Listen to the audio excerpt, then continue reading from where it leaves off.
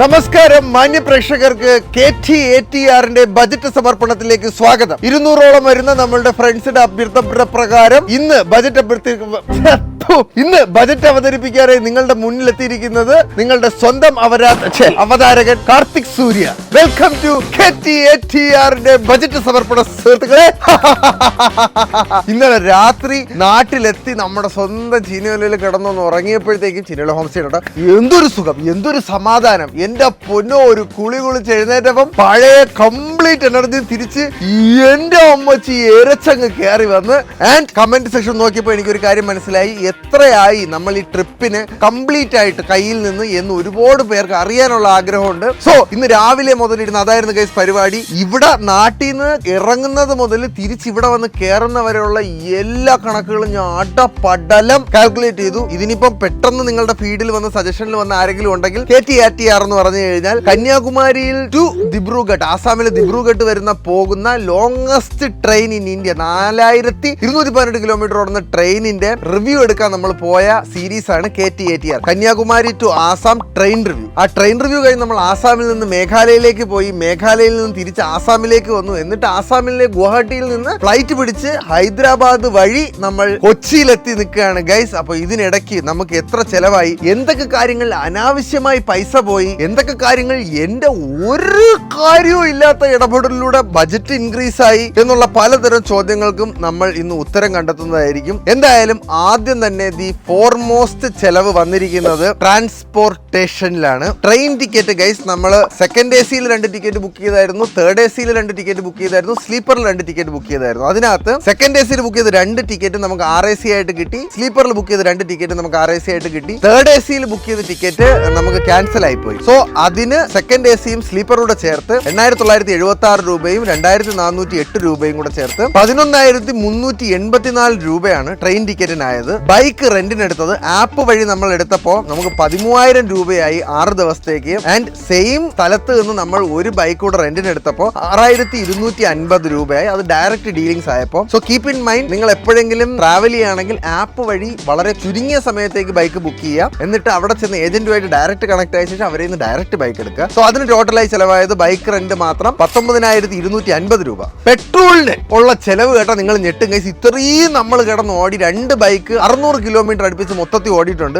അതിന് നമുക്ക് മൊത്തത്തിൽ ചെലവായത് 4166 രൂപയായിരുന്നു. അപ്പൊ പെട്രോൾ അടിച്ച് ബൈക്കിൽ പോകുന്നതാണ് ബേസിക്കലി നമുക്ക് ലാഭം. പിന്നെ ഫ്ലൈറ്റിന് നമുക്കായി തിരിച്ച് ഗുവാഹട്ടിയിൽ നിന്ന് ഹൈദരാബാദും ഹൈദരാബാദിൽ നിന്ന് കൊച്ചിയിലേക്കും ഉള്ള കണക്ഷൻ ഫ്ലൈറ്റ് ആണ് വന്നത്. നല്ല ഡിലേ ഉള്ള ഫ്ലൈറ്റ് ആയിരുന്നെങ്കിൽ എയർ ഇന്ത്യ എക്സ്പ്രസിൽ നമുക്ക് 19540 രൂപയായിരുന്നു ആയത്. ഇതെല്ലാം ബൈ ദ ബൈ 2 പേർക്കുള്ള കണക്കാണ് പറഞ്ഞുകൊണ്ടിരിക്കുന്നത് കേട്ടോ, ഞാനും എന്റെ ക്യാമറമാനും ഉള്ളത്. ഏറ്റവും ബജറ്റ് ഫ്രണ്ട്ലി ആയിട്ടുള്ള ഫ്ലൈറ്റ് ടിക്കറ്റ് എടുത്തതിന് നമുക്ക് 3240 രൂപ ചെലവായി. സോ ഫ്ലൈറ്റിന് മൊത്തത്തിൽ നമുക്ക് ചെലവായത് 22780 രൂപ. അത് കഴിഞ്ഞ് നമ്മൾ അവിടെ എത്തി ടാക്സി പിടിച്ചതിനുള്ള മൊത്തത്തിലുള്ള ചെലവ് 7832 രൂപ. ഇൻ ടോട്ടൽ ട്രാവൽ എക്സ്പെൻസ് മാത്രം നമുക്കായിരിക്കുന്നത് 65412 രൂപ.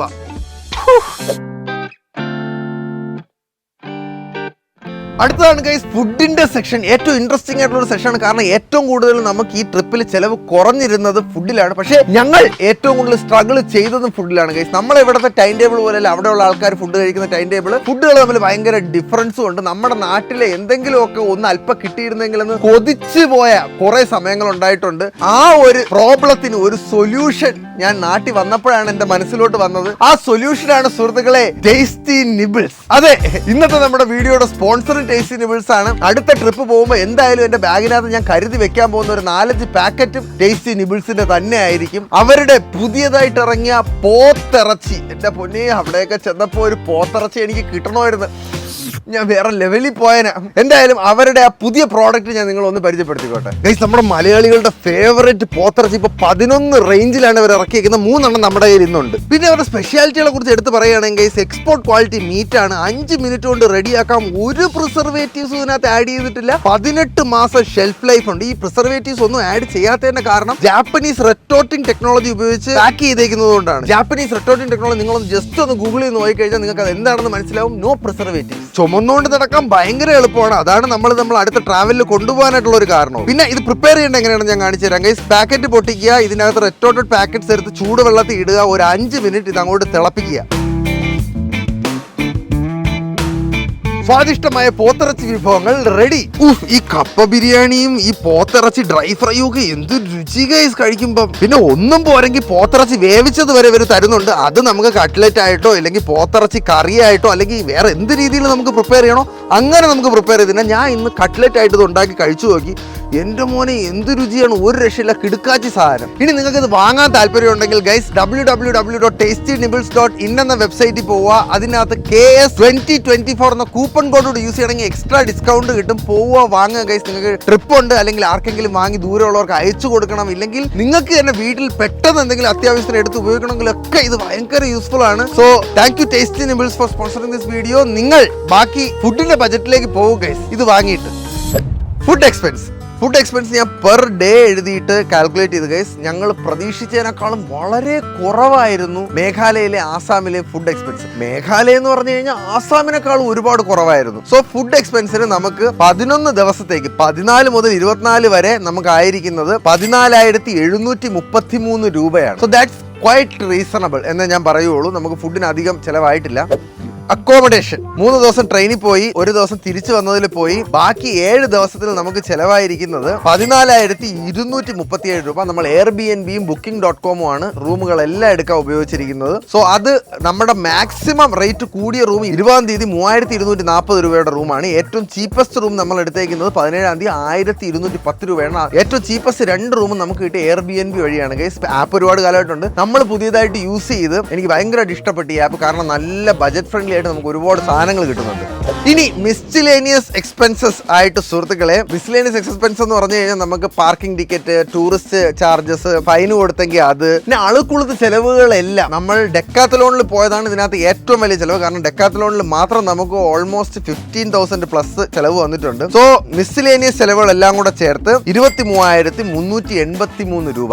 എന്റെ പൊന്നെ. പിന്നെ കാറ്റഗറി തിരിച്ച് ഞാൻ 4 എണ്ണം എഴുതിയിട്ടുണ്ട്: ട്രാൻസ്പോർട്ടേഷൻ, ഫുഡ്, അക്കോമഡേഷൻ, മിസ്ലേനിയസ്. അതിന്റെ കൂട്ടത്തിൽ 2 എക്സ്ട്രാ ചെലവുണ്ട് ഗൈസ്. ഒന്ന്, ലുലു മോളിൽ പോയി നമ്മൾ ഈ റിവ്യൂവിന് വേണ്ടി കുറച്ച് സാധനങ്ങൾ മേടിച്ചിട്ടുണ്ട്. ആ സാധനങ്ങൾ എന്തിനാണ് ഞാൻ മേടിച്ചതെന്ന് നിങ്ങൾക്ക് ഫൈനൽ നമ്മുടെ ട്രെയിൻ റിവ്യൂ വീഡിയോ അത് ഉടനെ വരുന്നതായിരിക്കും. അത് വരുമ്പോൾ മനസ്സിലാവും. ഞാൻ ജീവിതത്തിൽ ഇനി ഒരിക്കലും റിപ്പീറ്റ് ചെയ്യാൻ ആഗ്രഹിക്കാത്ത പല കാര്യങ്ങളും ഞാൻ ആ വീഡിയോക്ക് വേണ്ടി ചെയ്തിട്ടുണ്ട്. ദൈവം എന്റെ മനസ്സിന് ശാന്തി കൊടുക്കട്ടെ എന്ന് എനിക്ക് പറയാനുള്ളൂ. അത് ഒരു 3,091 രൂപ ലുലു മോളില് ഹൈപ്പർ മാർക്കറ്റിലായിട്ടുണ്ട്. പിന്നെ ഒരു 17,745 രൂപ വൈൽഡ് ക്രാഫ്റ്റിന്റെ ഷോറൂമിലായിട്ടുണ്ട് കേസ്. ഞാൻ തൂക്കിക്കൊണ്ട് നടന്ന ബാഗില്ലേ മറ്റേ കാണാൻ രസമുള്ള മറ്റേ മുതുക്ക് ബാഗ്, ആ ബാഗിന് മാത്രം 8,000 രൂപ വിലയുണ്ട്. പിന്നെ വൈൽഡ് ക്രാഫ്റ്റിന് 2 ട്രൗസറും 1 ഷോർട്സും മേടിച്ചതിന് ആ ട്രൗസറിന് ഈ ഓരോന്നിനും 3,000 രൂപ വെച്ചായിട്ടുണ്ടായിരുന്നു. ആ ഷോർട്സിന് 2,500 രൂപ എങ്ങാണ്ട് ആയിട്ടുണ്ടായിരുന്നു. പിന്നെ വാട്ടർ ബോട്ടിലിന് 1,000 രൂപ. അങ്ങനെ അതെല്ലാം കൂടെ ഒരു മുതുക്ക് ബില്ലായിട്ട് 17,745 രൂപ ഗൈസ്. ഞാനും നന്ദുവും നമ്മുടെ ആബിയും വിഷ്ണു കൂടെ ഒക്കെയാണെന്ന് പോയി വാങ്ങി. നമ്മൾ വൈൽഡ് ക്രാഫ്റ്റിൽ ചെന്നപ്പോൾ ആ bag,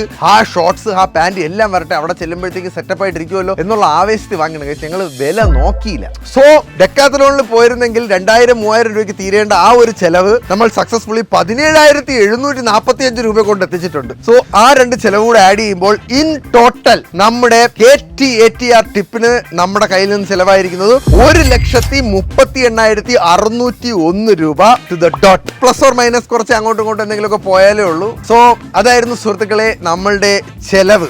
thank you so much tasty nibbles guys. ഈ വീഡിയോ നിങ്ങൾ കാണുന്നുണ്ടെങ്കിൽ, നിങ്ങൾ എവിടെയെങ്കിലും ട്രാവൽ ചെയ്യുകയാണെങ്കിൽ ഡെഫിനറ്റ്ലി ചെക്ക് ദം ഔട്ട്. കാരണം പോക്കറ്റിൽ നമുക്ക് എപ്പോഴും ഒരു എമർജൻസി ഫുഡ് വേണം ഗൈസ്. കുറച്ച് ചൂടുവെള്ളം ഉണ്ടായിരുന്നാൽ മാത്രം മതി നമുക്ക് ഈ സാധനം 5 മിനിറ്റിൽ റെഡിയാക്കി തിന്നാൻ പറ്റും. അപ്പോൾ www.tastynibbles.in എന്ന വെബ്സൈറ്റിൽ പോവുക. എന്നിട്ട് KS2024 എന്ന കൂപ്പൺ കോഡോട് യൂസ് ചെയ്ത് നിങ്ങൾക്ക് എക്സ്ട്രാ ഡിസ്കൗണ്ട് കിട്ടുന്നതായിരിക്കും. So all the best. Tasty nibbles ഒന്ന് ഷോപ്പ് ചെയ്യുക, നിങ്ങൾ എന്തെങ്കിലുമൊക്കെ കഴിക്കുക.